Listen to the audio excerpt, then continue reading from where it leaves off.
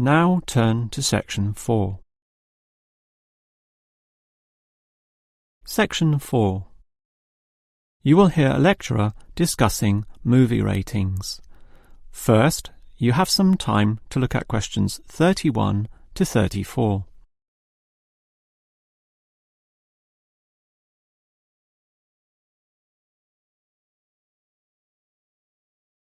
Now listen carefully and answer questions 31 to 34. One of the most popular pastimes all over the world is watching movies, whether that be at cinemas, at homes on the TV through commercial channels, or DVDs, or internet downloads. Given this popularity, it is clear that movies can influence the way people think and act, which is why there must necessarily be a motion picture rating system, so that people are made aware in advance of the movie's content. The factors involved are bad language and the cinematic portrayal of sex, violence, drug use, and antisocial or criminal behaviour.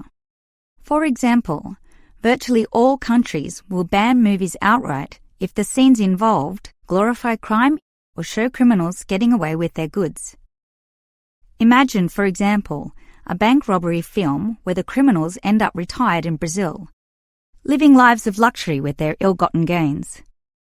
Such a message may encourage impressionable young men to go and rob banks themselves, since it seems so easy. Thus, in all movies, crime inevitably leads to bad outcomes, in one way or another, be that prison, unhappiness, or death. Yet there are still variations among countries. In Australia, for instance, it is the government which decides on the rating through a special review board, whereas in America, it is the movie industry itself which decides this through a trade association representing the major studios.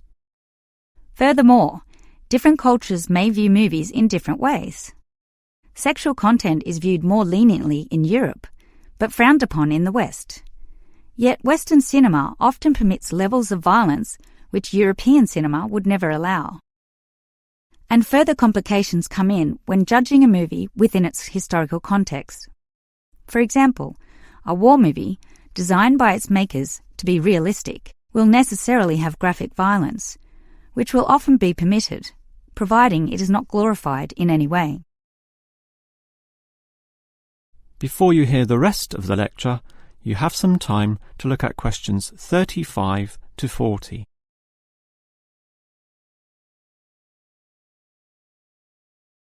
Now listen and answer questions 35 to 40. Since America produces the bulk of the world's most watched movies, why don't we look in detail at their movie rating system? It begins with the innocent G rating, standing for general audience, allowing all ages, even very young children, into the cinema. The films are fun and community-oriented, with nothing which would be objectionable. They are often released for the summer holidays, when children are free from school. But if these movies have a mild element of violence or inappropriate and lewd humour, or some scary scenes, then it would be a PG movie, standing for Parental Guidance Needed. This PG rating comes in two forms though: the weak version, a simple PG, or the strong version, PG-13. Most American movies are issued with this latter rating, since it allows the greatest proportion of the population to watch the movie, by which I mean children alongside their parents, while still allowing the movie itself to show society as it really is. Any rating higher than this will restrict children and limit viewership. In fact, if a movie, when shown to the trade association, fails to be issued with the PG-13, the offending scenes are often removed by the movie makers in order to secure this lower rating and ensure the greatest viewership. What all movie studios want to avoid is the R, or restricted rating. This means that younger children can only watch the film if accompanied by their parents, and many young teenagers simply don't want to do this. These films might have swearing, drug use, or horror scenes with blood and gore. And if these images are particularly graphic, the rating is lifted to NC-17. NC means no children. In other words, the movie is for adults only.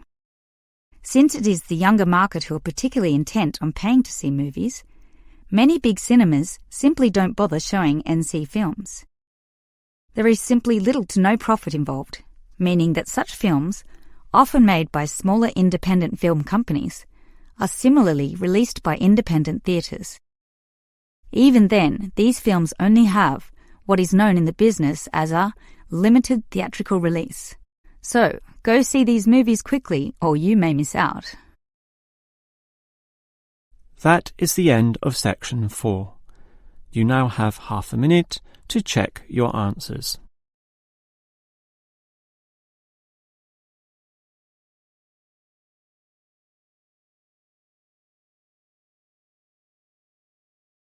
That is the end of the listening test.